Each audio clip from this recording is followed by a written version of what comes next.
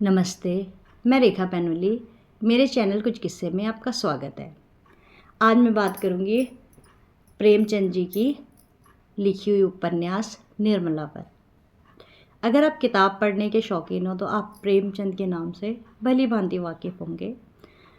प्रेमचंद एक बहुत ही बेहतरीन और उम्दा लेखक है। मुझे लगता है कि हर कोई उनके नाम से परिचित होगा और उनके उपन्यास में तो सामाजिक कुरीतियों से लेकर ज़िंदगी मिलती है। ज़िंदगी इसलिए कि वहाँ हमें ज़िंदगी का ऐसा किरदार मिलता है जो हमें कभी ना कभी ऐसा लगता है कि शायद ये हमारी ज़िंदगी पर लिखा गया हो। मुंशी प्रेमचंद ज़िंदगी को बहुत ही बारीकी से लिखते हैं, ज़िंदगी के कष्ट को बहुत ही बारीकी से लिखते हैं। मुंशी प्रेमचंद सामाजिक कुरीतियाँ और ज़िंदगी के जो दुख दर्द परेशानियाँ उन पे बहुत ही बारीकी से लिखते हैं। अगर आप उनको पढ़ने का शौक़ रखते हो, किताब को पढ़ने का शौक़ रखते हो, तो कहीं ना कहीं आपको इन कहानियों में अपनी कहानी मिल जाती है, क्योंकि इंसान कुछ ना कुछ प्रॉब्लम फेस करके ही ज़िंदगी में आगे बढ़ता है। और मुंशी प्रेमचंद बहुत ही अच्छे लेखक हैं, वो ज़िंदगी को बड़ी बारीकी से लिखते हैं। तो आज बात करते हैं निर्मला उपन्यास की। लोग उसको दहेज की कुरीति पर लिखी गई उनकी एक उपन्यास है, पर उससे भी ज़्यादा अगर आप उसको पढ़ोगे तो दहेज से ज़्यादा एक बेमेल की शादी का दर्द है। बेमेल की शादी इसलिए कि उसमें जो निर्मला है उसकी एक अपने से दुगने उम्र के व्यक्ति के साथ शादी हो जाती है और उसमें उसका दर्द है। दहेज से पहले जो निर्मला है उसकी शादी एक तय हो जाती है अपने हम उम्र के साथ, और उसके पिता के अचानक गुजर जाने पर वो शादी के लिए मना कर देते हैं क्योंकि वो दहेज की मांग रखते हैं। और निर्मला की माँ की दो बेटे होते हैं, तो वो कहती है कि मेरे पास इतना धन नहीं है, ना ही मेरे पास देने के लिए इतने पैसे हैं कि मैं उसको दहेज दे सकूं। तो इस वजह से वो शादी तोड़ देते हैं निर्मला के साथ। तो फिर निर्मला के लिए दूसरा रिश्ता ढूंढने के लिए कहा जाता है। तो निर्मला जो पंडित जी होते हैं वो बहुत कोशिश करते हैं, 2-3 रिश्ते लेकर आते हैं, पर कोई कम दहेज मांगता है, कोई ज़्यादा दहेज मांगता है। तो फिर निर्मला की माँ तैयार नहीं होती क्योंकि पिता के मर जाने से उन पर आर्थिक संकट आया होता है। तो फिर निर्मला की माँ जो कहता है कि मुझे दहेज में कुछ नहीं चाहिए, उसके साथ निर्मला की शादी तय कर देती है। पर वो निर्मला से दुगनी उम्र का होता है। निर्मला भी 15-16 साल की होती है और 40 साल के अधेड़ उम्र के व्यक्ति होते हैं। तो ना चाहते हुए भी निर्मला को ये शादी के लिए हाँ करना पड़ता है।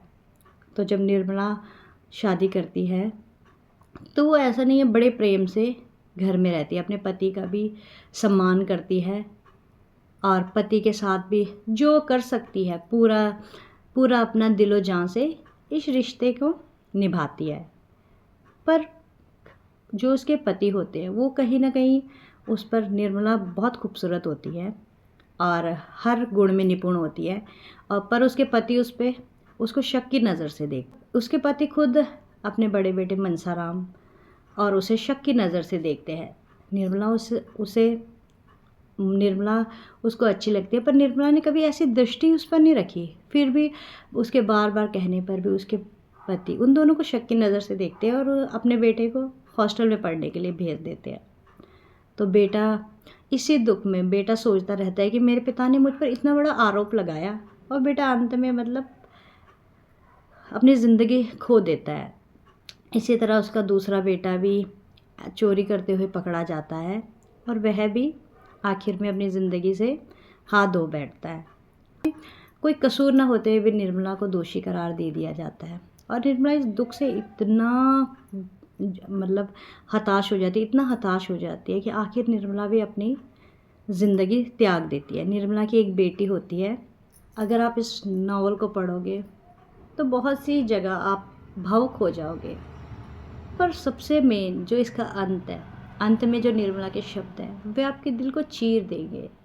निर्मला अपनी जो ननद होती है रुक्मणी, उसके हाथ में अपनी बेटी को सौंप देती है और कहती है कि मैं इसके लिए कुछ नहीं कर पाई, मैं दोषी हूँ, पर अगर ये जीवित रही तो इसकी शादी किसी अच्छे कुल में कर दीजिए। चाहे जहर देकर मार दीजिए या ज़िंदगी भर कंवारी रखिए, पर किसी कुपात्र के गले में मत डालिए। ये शब्द जो है ये मतलब उस पीड़ा को दर्शाते हैं जो निर्मला ने अपनी ज़िंदगी में झेली है। जो निर्मला के आखिरी शब्द है वो हर उस स्त्री की मन की व्यथा है या मन की बात है कि इसे कुपात्र के गले में मत डालिए। तो बहुत अच्छी कहानी है, आप पढ़िए, आपको बीच बीच में ये कहानी भावुक कर देगी। पर आखिरी शब्द जब निर्मला अपने अंतिम समय में होती है, निर्मला के कहे गए शब्द आपको ज़रूर भावुक कर देंगे। और हमें ज़िंदगी में किताबें पढ़ने की आदत ज़रूर डालनी चाहिए, क्योंकि किताबें हमें उन किरदारों से परिचित कराती है जो कहीं ना कहीं हमारे जीवन से गुज़र चुके होते हैं, या यूँ समझिए कि हम उस फेज़ से गुज़र चुके होते हैं। आप अगर कहानियों को पढ़ते हो तो मैंने तो यही महसूस किया कि शायद 2-4 इसके जो पन्ने हैं 2-4 हमारे जीवन पे लिखे गए हो, क्योंकि होता है ऐसा। हम लोग जब किताब पढ़ते हैं तो हम उसमें हो सकता है कि इसलिए नहीं रोते, कई बार हमें अश्रु आ जाते हैं किताब पढ़ते हुए, तो मुझे लगता है कि वो अश्रु हमें इसलिए नहीं आते कि हम उस किरदार को महसूस कर रहे होते हैं, उस किरदार का दुख महसूस कर रहे होते हैं। हमें लगता है कि कहीं ना कहीं ये शायद मुझ पे लिखी है। और मैंने कई बार महसूस किया है, कुछ किताबें हैं प्रेमचंद की, मैंने कई बार महसूस किया है कि अरे यार ऐसा, मतलब इस चीज़ से तो मैं गुज़र चुकी हूँ। तो सच में अगर आप किताब पढ़ते हो तो आपको लगेगा कि ये आपकी ज़िंदगी पर लिखी गई है। कुछ किताबें, सभी नहीं, कुछ किताबों में आप महसूस करोगे कि ये शायद मेरे लिए ही लिखी गई है, मेरे जीवन के ऊपर लिखी गई है। अब इंसान अपना दुख दर्द छिपाता तो रहता है, फिर अंदर के भाव, वो कई बार ऐसा होता है ना, हम चिल्लाना चाहते हैं, हम शोर मचाना चाहते हैं, अंदर तो हमारे बहुत शोर होते हैं, ये बाहरी शोर नहीं, बाहरी शोर तो बेवकूफ़ों का काम होता है। पर हम लोग, जो हमारा मन है वो शोर मचाना चाहता है, वो कहना चाहता है किसी से, पर वही लाइन याद आती है कि सोचता हूँ कुछ किससे कहूँ, पर किससे कहूँ, सोचता हूँ कुछ किससे कहूँ, पर किससे कहूँ। ऐसा नहीं है, हमारे पास हमारे रिश्तेदार हैं, हमारे अपने हैं, हमारे आसपास मतलब बहुत भीड़ है रिश्ते नातों की, पर कुछ चीज़ें होती है ना कि हम चाहते हैं कि यार कोई पूछे, कोई हमें महसूस करे, या बिना हमारी आंखों से हमारा दर्द पढ़ ले। तो जब हमें आसपास ऐसे लोग नहीं मिलते हैं तो हमें मतलब अंदर हमारे बहुत शोर होता है, हम चिल्लाना चाहते हैं पर बाहर हम बिल्कुल खामोश हो जाते हैं। तो यही हमें किताबें सिखाती है, ज़िंदगी जीना किताबें सिखाती है। जैसे आजकल का जो इंसान है ना, वो तो सोचता है कि मैं बस झट से हर चीज़ को पा लूँ, मतलब थोड़ा भी झेल नहीं सकता है। जो अब की पीढ़ी की खासकर मैं बात करती हूँ, सहनशीलता उनमें नहीं है। मैंने अक्सर देखा है कि अरे उसके पास तो गाड़ी है, मुझे भी चाहिए, अरे उसके पास, मतलब सब्र नहीं है आपकी पीढ़ी में। पर जब हम किताबों को पढ़ते हैं तो तब हमारे अंदर मतलब कुछ डेवलप्स होते हैं, हमारी जो फीलिंग्स, हमारे थॉट है वो डेवलप होती है, हमारी विल पावर स्ट्रॉन्ग होती है। तो हमें लगता है कि यार इन लोगों ने कितना झेला है। तो मुझे लगता है कि जब इंसान एकांत रहता है या जब इंसान को तन्हाइयाँ घेर लेती है, तब हमें सबसे बड़ा मित्र हमारी किताबें होती है। और किताबों से हमारे अंदर हमारी जो सोचने की शक्ति है और सहने की शक्ति है वो बढ़ती है। तो आप किताबों को अपना साथी बनाइए और प्रेमचंद को पढ़िए, धर्मवीर भारती को पढ़िए, फणीश्वरनाथ रेणु को पढ़िए, मनु भंडारी जी को पढ़िए, बहुत सारे राइटर हैं, श्याम प्रसाद जोशी जी को पढ़िए।